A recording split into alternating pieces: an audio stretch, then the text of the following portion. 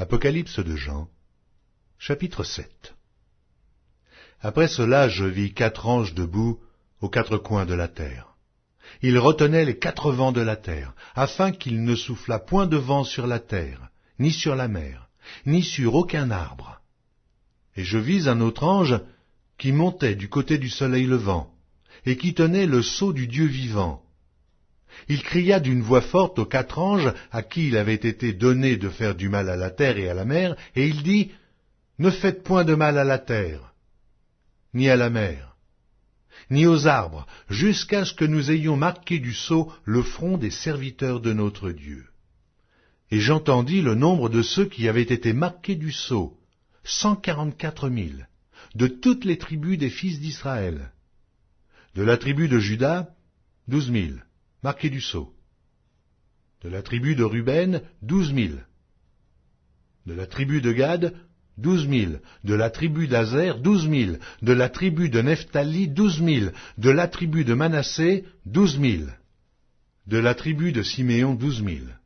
De la tribu de Lévi, 12 000. De la tribu d'Issachar, 12 000.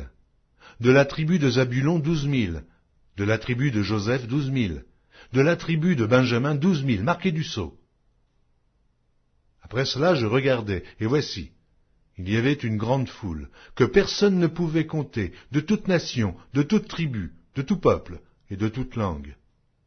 Ils se tenaient devant le trône et devant l'agneau, revêtus de robes blanches, et des palmes dans leurs mains.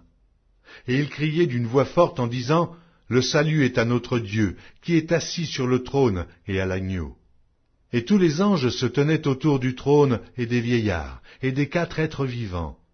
Et ils se prosternèrent sur leurs faces devant le trône, et ils adorèrent Dieu, en disant, « Amen, la louange, la gloire, la sagesse, l'action de grâce, l'honneur, la puissance et la force soient à notre Dieu au siècle des siècles.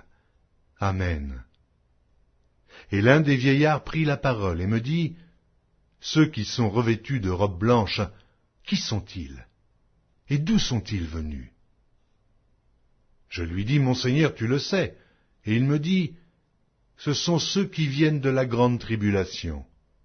Ils ont lavé leurs robes, et ils les ont blanchies dans le sang de l'agneau.